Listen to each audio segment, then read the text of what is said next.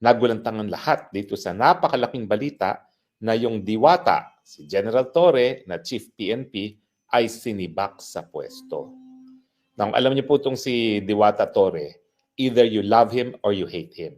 I'm sure yung mga loyalista, yung mga CPP-NPA, natutuwa sa kanya. Bakit? Siyempre, siya yung nagpa-aresto kay Kibuloy na umabot pa sa punto na linusob niya ng mga libo-libong mga kapulisan ang KOJC compound at hinukay pa ang grounds ng KOJC dahil sinasabi niya nagtatago daw sa isang underground bunker itong si Pastor Kibuloy. Siyempre naman, napatunayan na hindi naman siya nagtatago sa underground bunker nang sumuko si Pastor Kibuloy, hindi naman siya nanggaling doon sa KOJC compound sa Davao, yung tabi ng airport.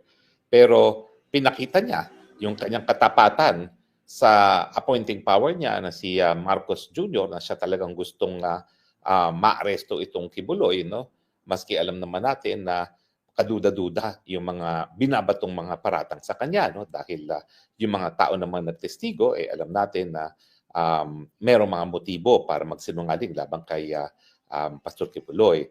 Pero siyempre, to be fair to Torre, siya naman ay tumutupad lang ng utusan ng hukuman. Kaya lang ang tanong, tama ba yung ginawa niya na pagpapa-aresto, yung pag-execute ng warrant of arrest, talagang linusob niya yung compound ng KOJC. Dahil ang nakasaad lang sa ating rules of court, pwede kang kumatok at kung ikaw ay hindi papasukin, tsaka mo lang po pwedeng buksan ng sapilitan yung pintuan, at dapat nakita ng police officer na nandun nga yung tao na dapat arestuhin.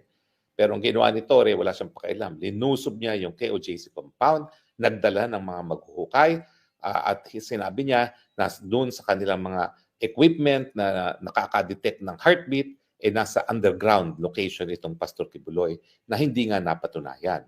So sa marami, si Torre talagang pinalakpakan ng mga loyalista, ng mga dilawan at mga CPP-NPA dahil talagang feel niya yung pagpapatupad doon sa pagpaparesto sa kalaban ng mga Duterte.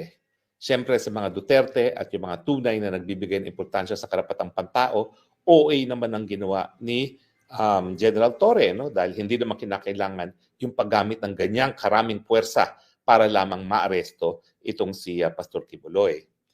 Now, mas matindi ang batikos o pagpuri na natanggap ni Torre nung kanyang sapilitan na kinidnap itong si Tatay Digong at pinadala sa Dahig. Sinasabi ko nga po na merong krimen na nagawa, yung unlawful detention, kasi nga po ang unlawful detention ay ang krimen ng kidnapping na ginawa ng isang taong gobyerno. Bakit yan mas kapuri-puri o mas pinupulaan? Well, kasi nga yun sa pamamaraan ng pangidnap niya kay Tatay Digong.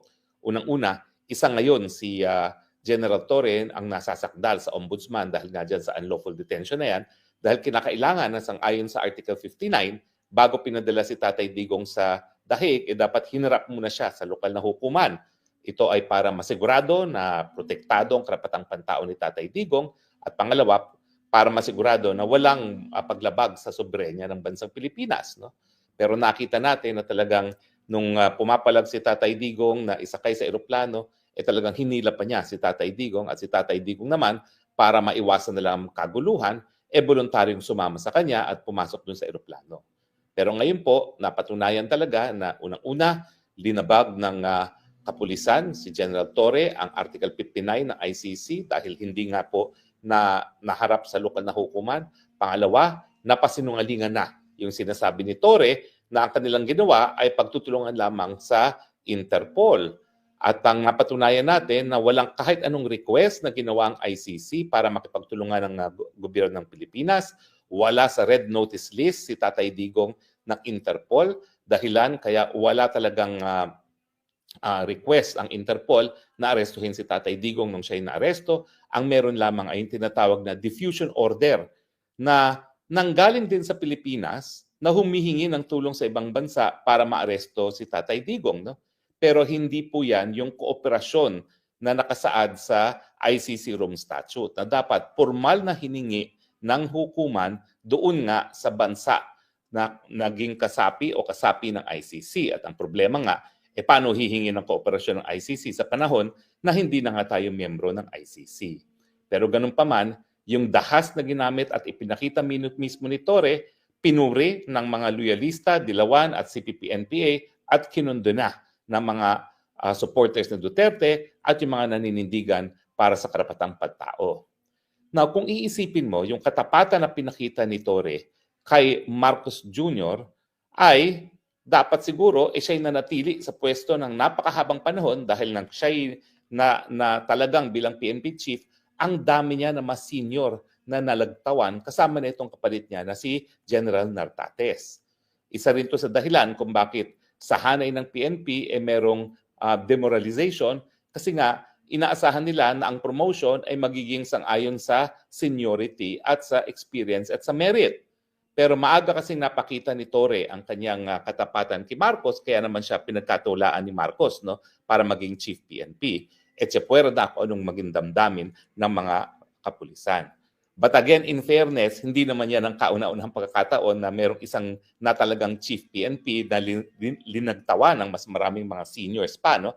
Si General Bato, nakaalyado rin ni Presidente Duterte, ay na talaga bilang PNP chief na ang dami rin nalaktawan. No? So talaga namang appointment ng PNP chief, yan ay discretion ng Presidente. Kaya nga lang, nagre-resulta o nagbubuo ng resentment sa hanay ng PNP dahil kapag meron kang nalagtawan, siyempre, meron kang mga nasaktan na damdamin ng mga senior officers din dahil ang mga nalagtawan nga, mas senior pa dun sa natalaga.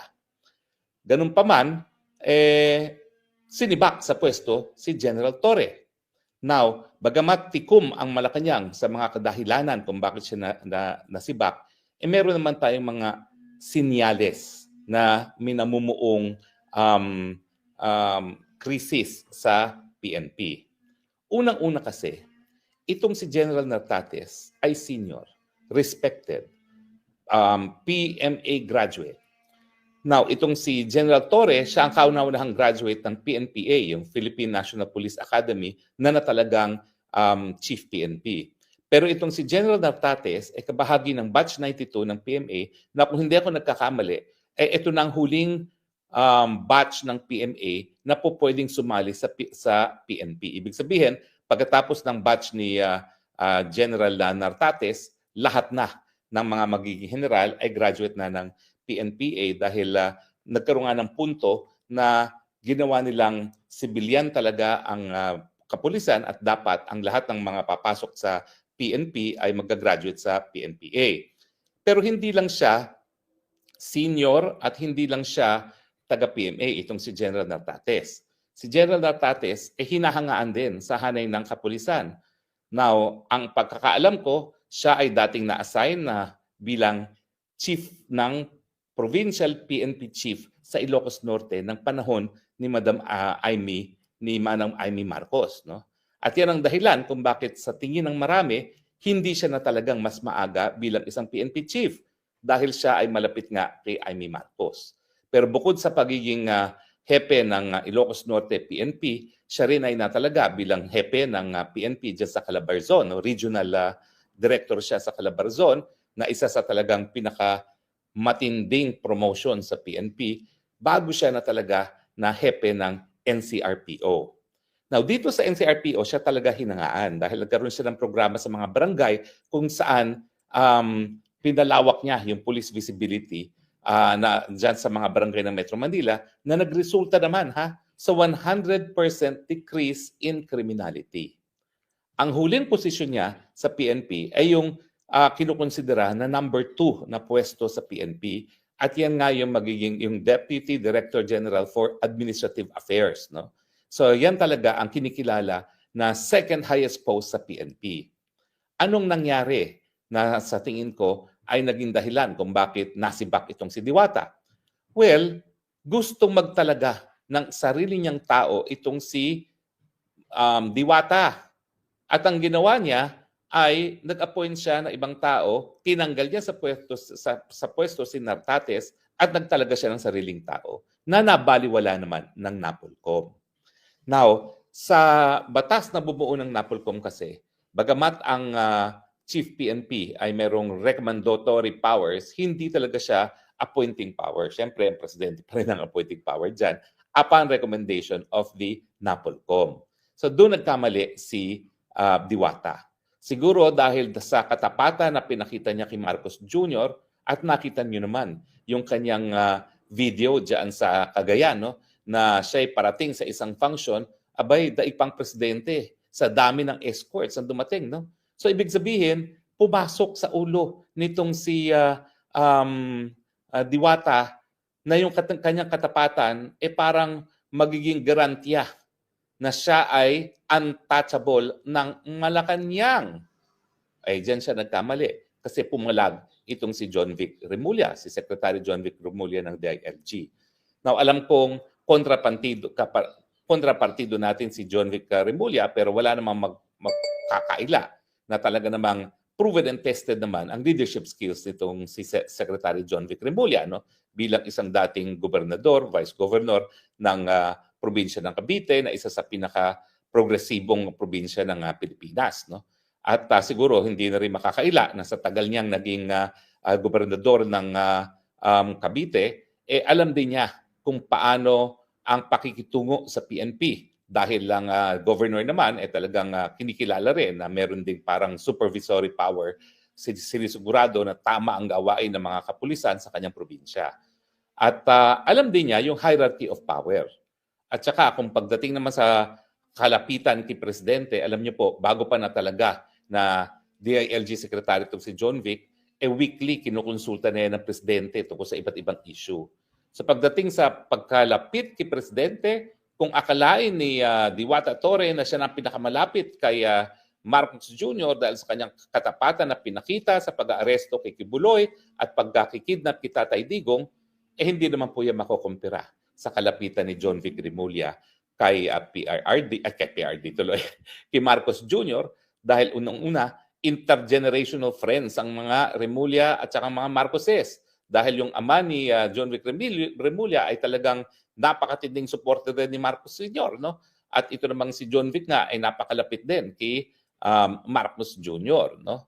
So, hindi nagustuhan ni John Vic bilang DILG Secretary at chairperson ng NAPOLCOM na itong si General Torre naghari-harian at sinibak sa pwesto ang isang mas senior pa sa kanya na itong si General Nartates. So siguro, dahil gusto ni John Vic Remulla na ni-instill yung disiplina lalong-lalo na sa hanay ng PNP na dapat sumunod sa chain of command. At ang chain of command naman, bagamat ang hepe dyan ay PNP, hindi naman sa kanya yung kapangyarihan to remove and to appoint. Kinakailangan rinirespeto pa rin ang kapangyarihan hindi lang ng NAPOLCOM kung hindi ng appointing power ng presidente ang appointments dyan sa PNP. So ulitin ko, sa tingin ko, hindi sa dahil binaliwala niya ang NAPOLCOM na nasibak ang General Torre. Kung hindi, binawaliwala niya pati ang presidente. Na ang presidente mismo ang magdedesisyon kung sino ang dapat masibak at kung sino ang dapat na ma-appoint. So, siyempre ako, may bias ako.